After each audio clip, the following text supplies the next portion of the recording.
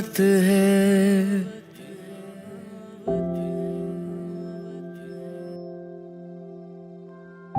Hey guys, आप सुन रहे थे मेरे साथ अपनी पसंदीदा कहानी हाँ ये मोहब्बत है।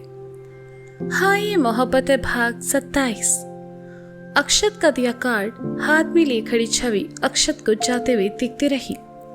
छवि अभी भी हैरान थी कि आखिर अक्षत को कैसे पता वह केस रीओपन करना चाहती है।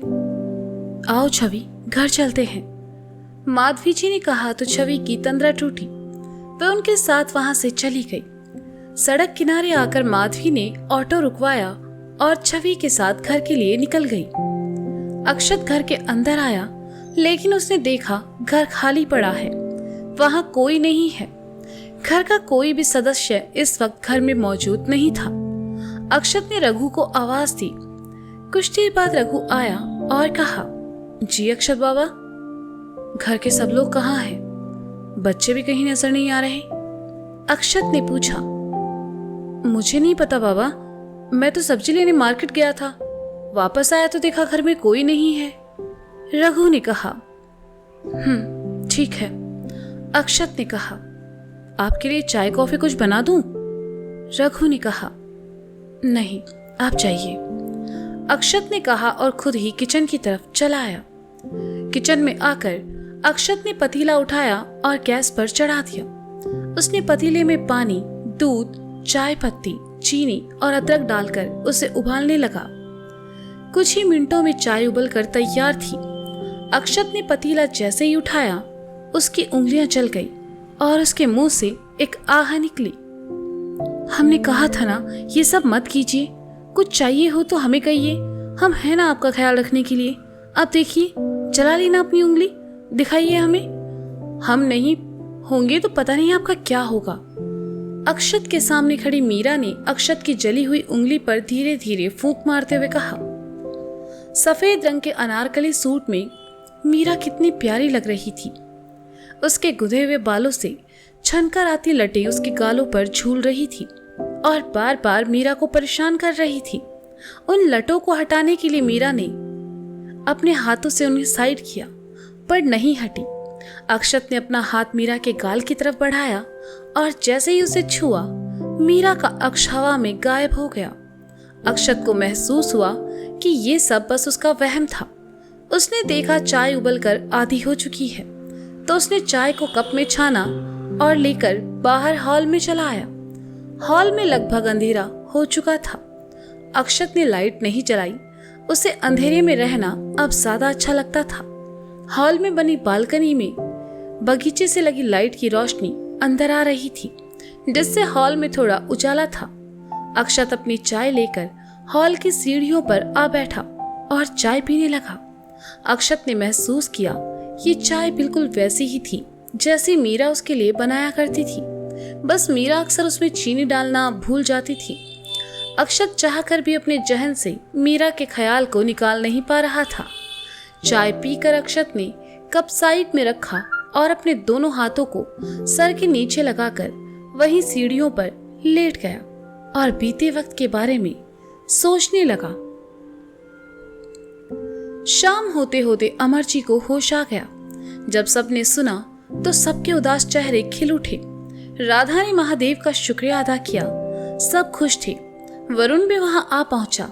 जब उसे अमर जी के होश में आने की बात पता चली तो वह भी खुश हो गया और मीरा से कहा, देखा दी, मैंने कहा था ना ताऊ जी को कुछ नहीं होगा, आपको खामखा टेंशन हो रही थी।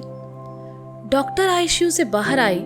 उन्होंने अमर जी के परिवार के बारे में पूछा तो विजय जी आगे आए और कहा, जी कहिए, मैं उनका समधी हूँ, अब कैसी तबीयत है उनकी? डॉक्टर ने सबको एक नजर देखा और फिर विजय जी से कहा, आप जरा मेरे कैबिन में आइए। मीरा ने साथ आना चाहा तो विजय जी ने उसे बाहर ही रुकने को कहा, क्योंकि विजय जी समझ चुके थे जरूर कोई गंभीर बात है जो डॉक्टर सबके सामने नहीं कहना चाहता। विजय जी को अकेले जाते देखकर सोमी जीजू भी उनके साथ चले आए। वरुण ने देखा दोपहर बाद से सौंदर्या भुआ कहीं दिखाई नहीं दे रही, तो वह उन्हें ढूंढते हुए बाथरूम के सामने पहुंचा, जहां नीता और तनु ने सौंदर्या भुआ को बंद किया था। अंदर से आती आवाज सुनकर वरुण ने दरवाजा खोला।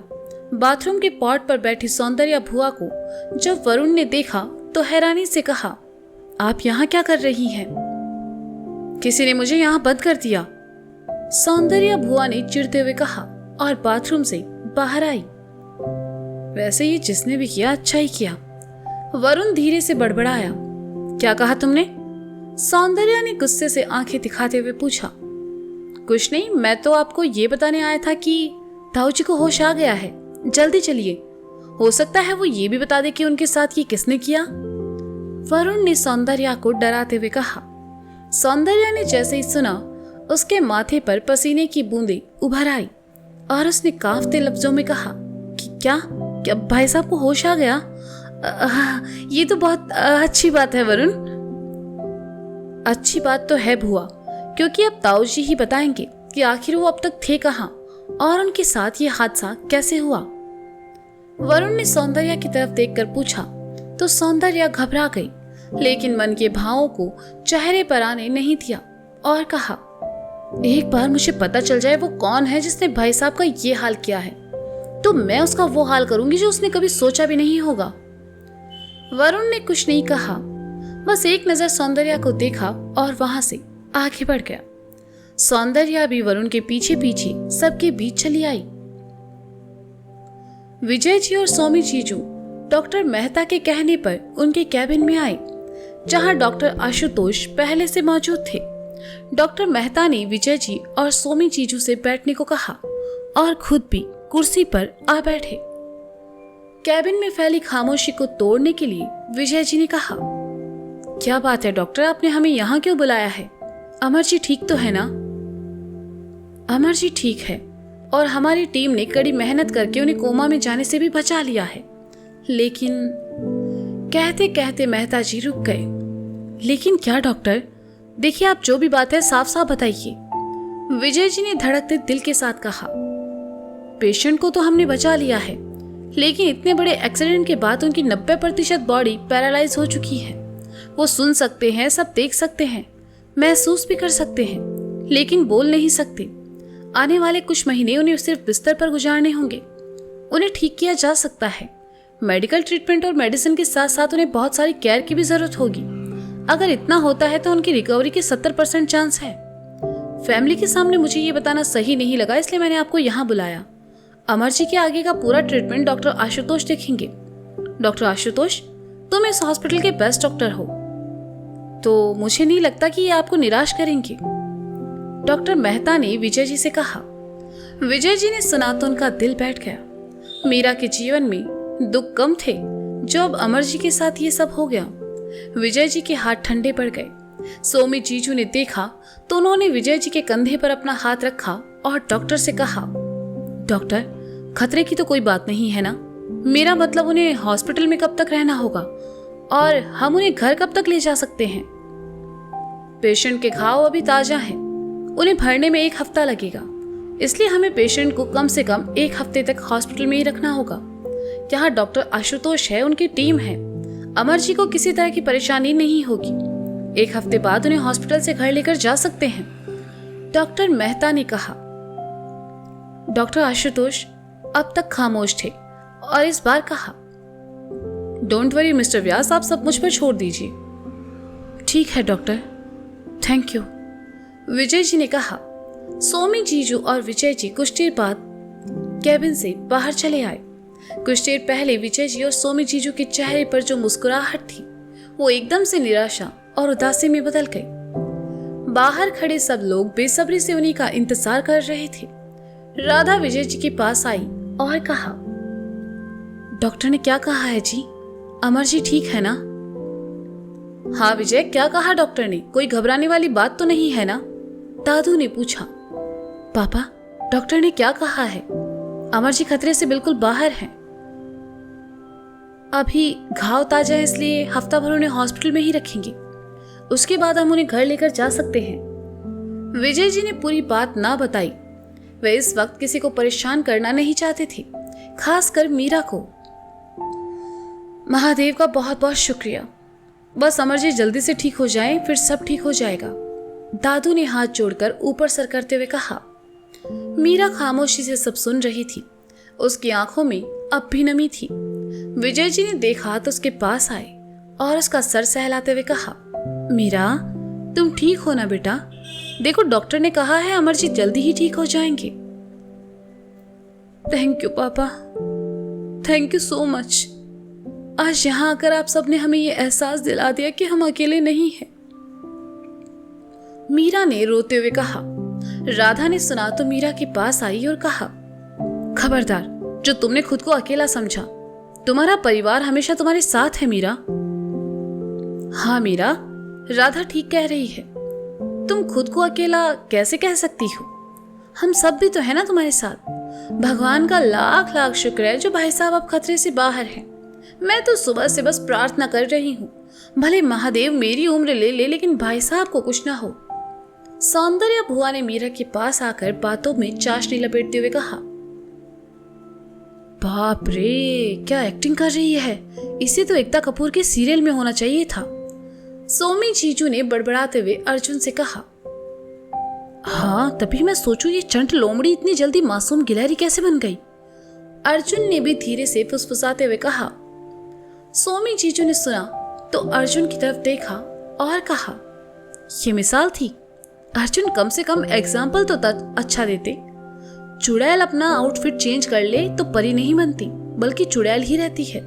इस कलेशी औरत के सामने तो 4 चुड़ैल भी कम है। 4 नहीं 8 भी कम है। कलेशी तो है ये औरत। अच्छा है हमारी कोई भुआ नहीं है। अर्जुन ने कहा तो सोमी जीजू ने अफसोस में अपना सर हिलाया और फिर ध्यान विजय जी की तरफ लगा लिया।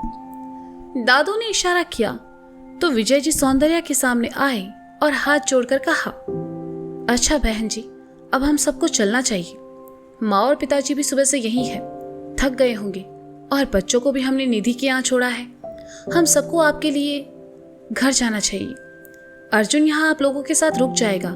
किसी तरह की जरूरत हो तो आप बेझिझक उसे कह सकते हैं। अरे नहीं भाई साहब, आप अर्जुन को क्यों परेशान कर रहे हैं? मैं और वरुण है ना यहाँ मीरा के साथ। आप सब लोग घर जाइए और आराम कीजिए, मैं यहाँ सब संभाल लूंगी। सौंदर्या ने कहा। संभाल लूंगी नहीं कहो, बिगाड़ दूंगी, चंट लोमड़ी। सोमी जीजू ने मन ही मन कहा, लेकिन इतनी हिम्मत नहीं कि सबके सामने कह सके। मैं तुम्हारे साथ रुक जाती हूँ मीरा। राधा ने मीरा के हाथों को थाम कर कहा। मीरा ने राधा को देखा। उनकी आंखों में मीरा को अपने लिए प्यार और परवाह दोनों नजर आ रहे थे। मीरा ने राधा को अपने हाथों में लिया और कहा, नहीं माँ, आप भी सबके साथ घर जाइए। सुबह से आप यहाँ हैं, आप भी थक गई होंगी। हम ठीक हैं और बुआ जी है ना हमारे साथ। आप हमारे लिए बिल्कुल परेशान मत होइए और घर जाइए। लेकिन ऐसे हालात में तुम्हें छोड़कर मुझे यहाँ रुकने दो मीरा। राधा ने कहा, माँ, अगर अक्षत जी को पता चला आप सब यहाँ हैं तो उन्हें बिल्कुल अच्छा नहीं लगेगा। हम सब कर सकते हैं लेकिन उनके खिलाफ नहीं जा सकते। हमारी बात मानिए और घर जाइए प्लीज।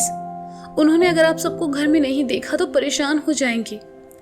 मीरा ने कहा, देखिए कैसी लड़की है ये। इतना सब होने के बाद भी इसे उसकी चिंता हो रही है। वो जिसने आज आकर ये तक नहीं देखा कि मीरा यहाँ किस हाल में है। कहते हुए राधा की आंखों में आंसू भर आए। अक्षत अमरजीत से मिलने हॉस्पिटल आया था। ये बात मीरा ने घर वालों को बता दी। इससे पहले ही सौंदर्या बुआ आगे आई और कहा, अरे ठीक ही तो कह रही है मीरा। दामाद जी का गुस्सा तो आप सब जानते ही हैं। उन्हें पता चला आप लोग मीरा से मिलने यहाँ आए हैं तो कहीं मीरा की तरह आप लोगों को भी धक्के मारकर घर से बाहर। मेरा मतलब कि दामाद जी कुछ भी करने से पहले सोचते नहीं हैं।